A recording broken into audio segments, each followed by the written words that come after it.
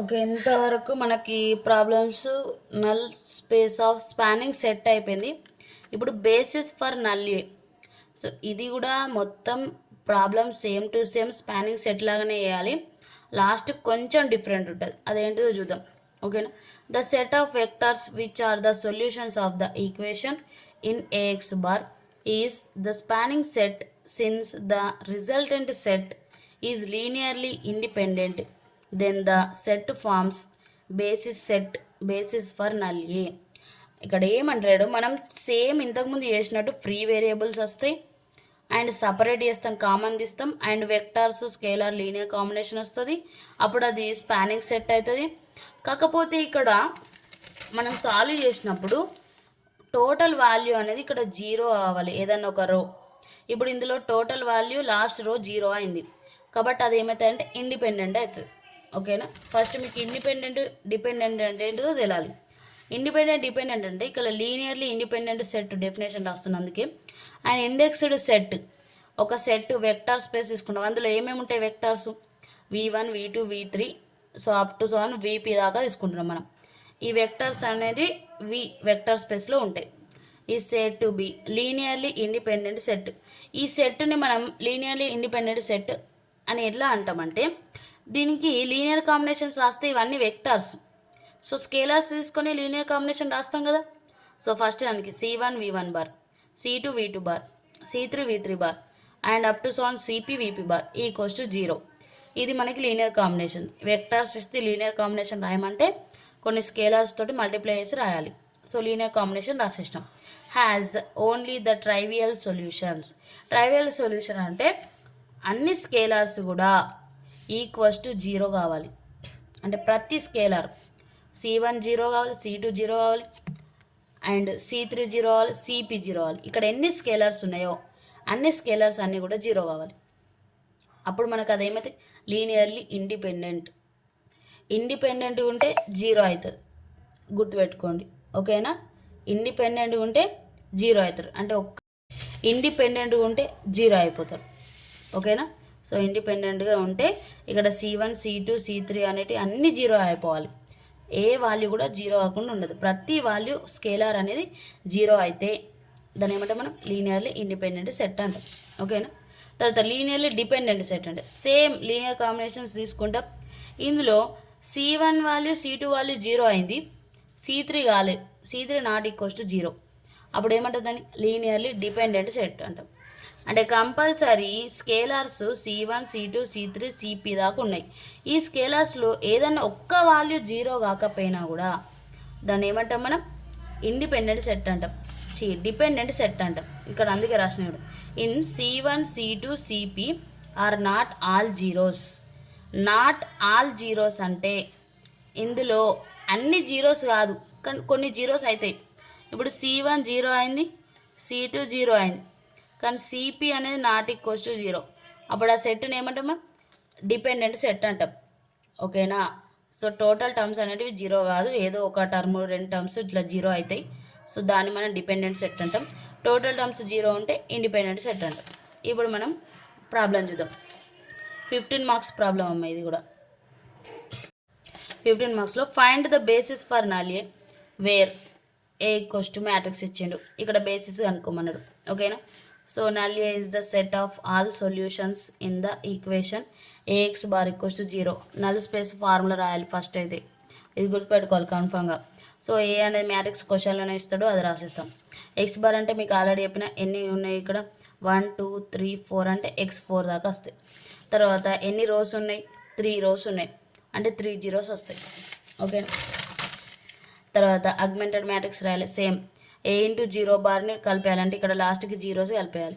So ఈ మ్యాట్రిక్స్ని రాసేసినాం. రాసిన తర్వాత మళ్ళీ సేమ్ పివోట్ ఎగ్జిస్ట్ అవ్వాలి.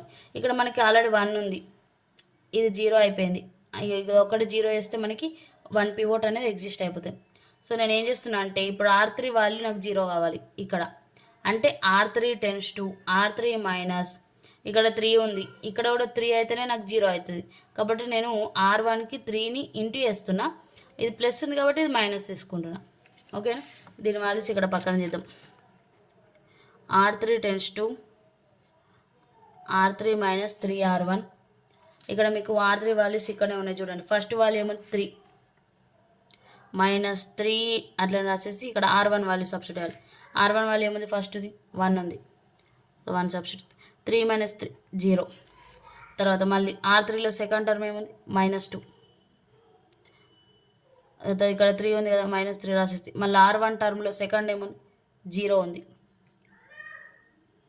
-2 -3 × 0 అంటే ఇది మొత్తం 0 అయిపోతుంది. అంటే ఏం మిగులుతుంది మనకి, -2 వస్తుంది.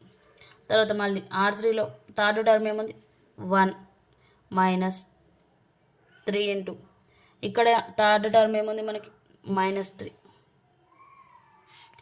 1 -3 -3 ఏమవుతుంది, +9 అవుతుంది. ఓకేనా. సో +9 + 1 అంటే 10 వస్తుంది. 3 × 3 9 అవుతుంది, ప్లస్ అవుతుంది, 1 + 9 అంటే 10 వస్తుంది. తర్వాత third term fourth term -2 -3 × R1 ఏముంది, ఇక్కడ 2 ఉంది. -2 -3 2 = 6 -6 -2 -8 అవుతుంది. ఇక లాస్ట్ ఇవి రెండు జీరోలు కాబట్టి అది చేయాలని అవసరం లేదు. సో ఇక్కడ మనకి ఏమేమి వాల్యూస్ వచ్చినాయో అవి థర్డ్ రోలో సబ్స్టిట్యూట్ చేయాలి. ఇక్కడ సబ్స్టిట్యూట్ చేసిన చూడండి.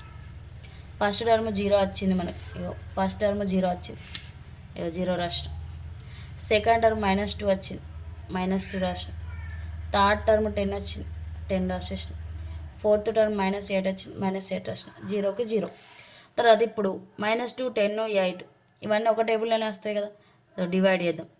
R3 → R3 రోని డివైడ్ చేస్తున్నాం కాబట్టి R3 / -2 -2తో డివైడ్ చేస్తే first row same to same రాయాలి, second row same to same రాయాలి. మనం R3 మాత్రమే డివైడ్ చేస్తున్నాం. సో R3లో 0/-2 అంటే 0 అవుతుంది, -2/-2 అంటే 1 అవుతుంది. నెక్స్ట్ 10/-2 అంటే 2 5 ఇక్కడ మైనస్ ఉంది కాబట్టి -5.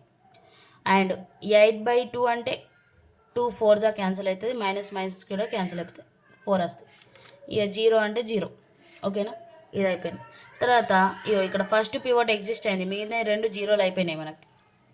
ఇప్పుడు సెకండ్ పివోట్ ఎక్కడ ఉండాలని చూసుకోవాలి. సెకండ్ ప్లేస్లో 1 ఎక్కడ ఉంది మనకి, ఇక్కడ ఉంది. ఓకేనా, ఇక్కడ ఆల్రెడీ ఫస్ట్ 0 ఉంది, ఇది ఒకటి 0 వేస్తే మనకి ఏమవుతుంది, సెకండ్ పివోట్ కూడా ఎగ్జిస్ట్ అవుతుంది. అంటే ఈ వాల్యూ ఏంటిది మనకి, R3 value. So R3 value నేను ఇక్కడ R3 → R3 ఇక్కడ 1 ఉంది, ఇక్కడ 1 ఉంది. సో మైనస్ చేస్తే మనకి 0 అయిపోతుంది ఈజీగా. సో అదే వేస్తాం, R3 - R2 వేస్తాం. సో ఇక్కడ కూడా మనం వాల్యూస్ రాద్దాం. R3 → R3 - R2 ఇక్కడ మీరు పక్కన రాసుకోవాలి. అప్పుడే మీరు ఇక్కడ పక్కన రాసుకోకుండా ఇట్లా అనుకుంటే చేస్తే ఆ వాల్యూస్ కరెక్ట్ రావు. మైనస్ అనేది కొంచెం చేంజ్ అవుతుంది. ఖచ్చితంగా ఇక్కడ రాసుకోండి పక్కన. ఓకేనా. సో ఇక్కడ నేను R3 వాల్యూ ఫస్ట్ వాల్యూ 0 ఉంది, తర్వాత R2 వాల్యూలో కూడా 0 ఉంది. 0 - 0 అంటే మనకి 0నే వస్తుంది. తర్వాత సెకండ్ వాల్యూ 1 ఉంది, ఇక్కడ వాల్యూ సెకండ్ 1 ఉంది. సో 1 - 1 0 అయిపోయింది. తర్వాత ఇక్కడ -5 ఉంది, ఇక్కడ పైన వాల్యూ -5 ఉంది, మనకి ఇక్కడ మైనస్ ఉంది. సో మైనస్ ఆఫ్ ఈ -5 ఇక్కడ రాయాలి. అప్పుడు ఏమైతే -5 +5 అంటే ఏమైతే 0 అయిపోతుంది. తర్వాత థర్డ్ టర్మ్ ఇక్కడ 4 ఉంది, ఇక్కడ 4 ఉంది, ఇక్కడ మనకి మిడిల్ ఏముంది, -4 4 - 4 0. ఓకేనా. ఇప్పుడు సబ్స్టిట్యూట్ ఇద్దాం. ఫస్ట్ వాల్యూ 0 - 0 అంటే 0, 1 - 1 అంటే 0. తర్వాత -5 ఇక్కడ ఏమొచ్చింది మనకి +5 0 అంటే ఇక్కడ మైనస్ ప్లస్ అయితే 0 అయిపోతుంది. తర్వాత 4 - 4 0 అంటే థర్డ్ రోలో మొత్తం 0లు అయిపోయినాయి. సెకండ్ పివోట్ ఎగ్జిస్ట్ అయింది, ఇక్కడ 0 ఉంది, ఇక్కడ 0 ఉంది కన్ఫామ్గా. సో సెకండ్ పివోట్ ఎగ్జిస్ట్ అయింది. థర్డ్ దాంట్లో మళ్ళీ పివోట్ ఎగ్జిస్ట్ అవుతుందా, కాదు. ఇక్కడ 1 లేదు అసలు. 1 ఉంటే మనం మిగతా వాల్యూస్ 0 వేయచ్చు. ఇక్కడ 1 లేదు కాబట్టి ఇక్కడికే సిస్టమ్ ఆఫ్ సొల్యూషన్స్ రాసేయాలి.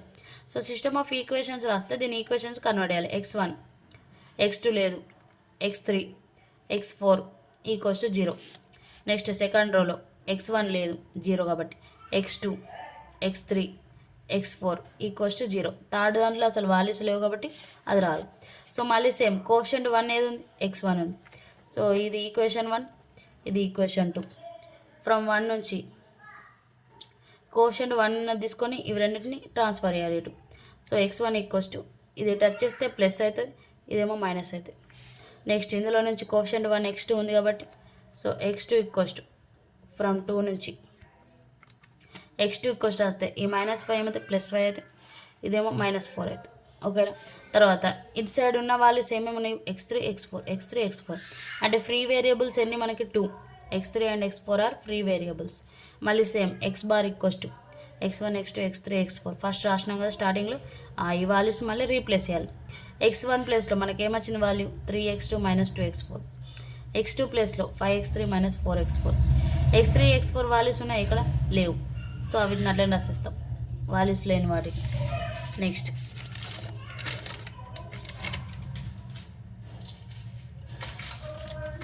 తర్వాత x3ని కామన్ తీసిన 3 5 1 0 కోఎఫిషియంట్స్ రాసేసిన, x4 కామన్ తీసిన -2 -4 0 1. ఓకేనా. తర్వాత ఇదేంటిది మనకి వెక్టార్, ఆ వెక్టార్ని ఏమనుకుంటాం u బార్, ఇక్కడ ఉన్న వెక్టార్ v బార్ అనుకుంటాం. సో ఈ scalar into vector, scalar into vector అంటే ఏంటి, linear combination. Linear combination exist అయింది కాబట్టి x bar is the null A, అంటే x బార్ అనేది నల్ ఏలో ఉంటుంది, లీనియర్ కాంబినేషన్ ఎగ్జిస్ట్ అయింది కాబట్టి.